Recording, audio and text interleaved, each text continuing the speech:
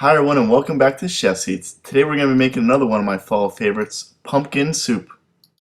Now this hearty and healthy pumpkin soup is sure to warm you up on those cold, brisk winter nights.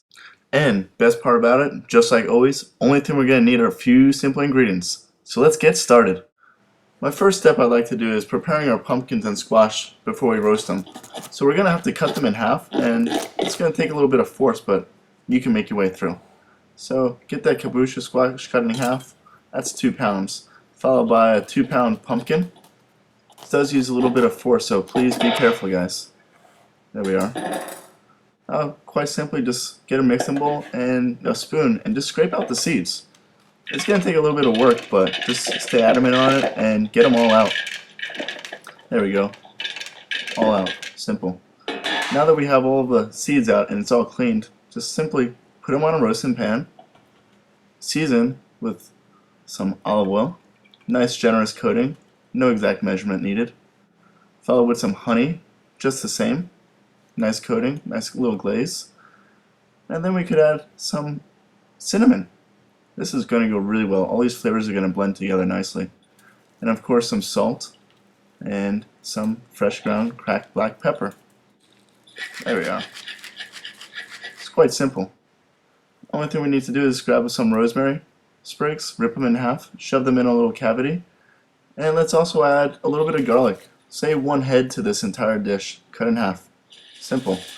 Let's just cover this in aluminum foil. Make sure each end and the sides are nice and tightly wrapped. This is going to help us steam while it roasts and speed up the cooking process actually. It will also keep a lot more of the moisture of the pumpkins inside. There we are, just like that. Now let's just pop this right inside a 425-degree oven, and we'll check the doneness in 45 minutes. If it needs a little more cooking time, we'll do so. Now let's prepare our aromatics for the soup. Quite simply, grab 1 onion and julienne it up.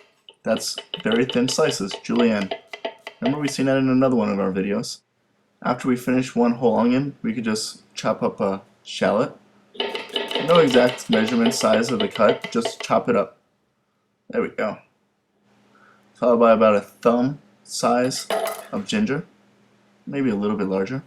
And once again, just chop it up. No exact perfect cuts needed. Followed by 2 small carrots. I'm just going to cut these on a bias. You don't have to do this. You can just cut them in rounds, whichever not. It just feels faster for me. Now in a pot with some olive oil over medium heat, toss all of the aromatics right on in. Just get them in. Nice. And give them a good little mix. And of course a little bit of seasoning as well. And we're just going to saute these until they're nice and soft and tender. Tender and flavorful, just enough to where we'd want to eat them just as is. Keep mixing them around. This is going to take a few minutes to get there, but have some patience. It smells wonderful right now. Look at that. It's getting nice and soft, translucent. Beautiful.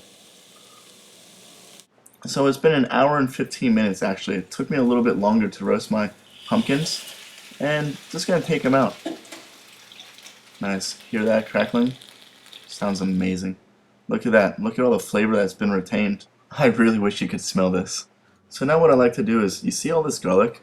It's so milky and flavorful. Let's just toss some of it out, and we could save that and toss it into the soup. There we are. That's enough. And set that aside and grab a spoon and quite simply spoon out the pumpkin. See how easily this comes out? Look at that. Just work yourself around the side. There we are. Let's do this to all 4 of them. Be careful because you see it's still steaming. This is still hot, so just please use caution while doing so.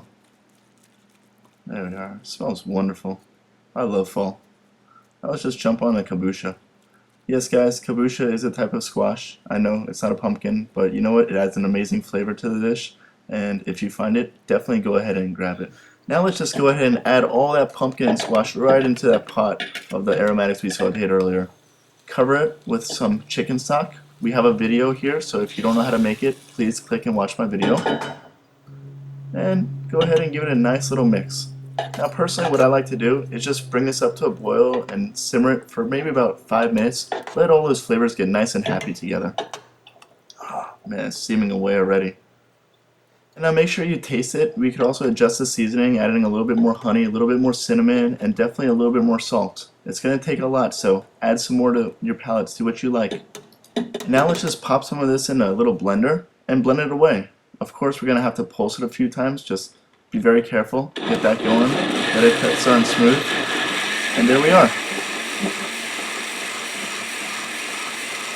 Now just as we finish this, we're going to make some brown butter. You see, add some butter in, let it get nice and frothy. And right when it starts to set down, we're just going to add a few pieces of diced rye bread. This bread right here is going to soak up all that butter, all that goodness, and it's going to continue to caramelize. We're just going to continue mixing it over medium heat. Make sure you pay attention and don't walk away from this. It might take a few minutes, maybe like 4 minutes. This is just sped up. And when it gets nice and crispy, you're going to see right there, it's starting to get a little crispy. Almost there. Just give it a little mix, and you hear that when it's tossed in a pan, that crunch. There we are. These are going to make perfect croutons for a garnish for this dish. Nice. Now let's just set these guys aside. It's more than enough. You could even use it for a salad if you like. Nice firm crunch. So after this is done, let's just heat up some more butter. See how it's getting nice and frothy? We're going to take this butter a little bit further. After it falls down, you're going to see it just turning a little brown. It's going to get a really nice nutty flavor right here. So let's just toss a few pieces of sage in. Be careful, it will pop a little bit. And we're just going to saute this over medium heat.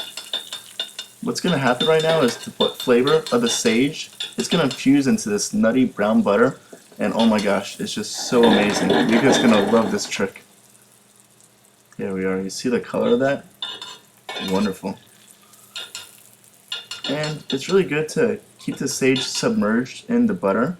So one thing that I like to do is tilt the pan to the side a little bit. So this will just like allow it to all set into it all at one time. There we go. Now these guys are going to get really firm and really crispy, and it's going to have a fun texture when we're eating this dish.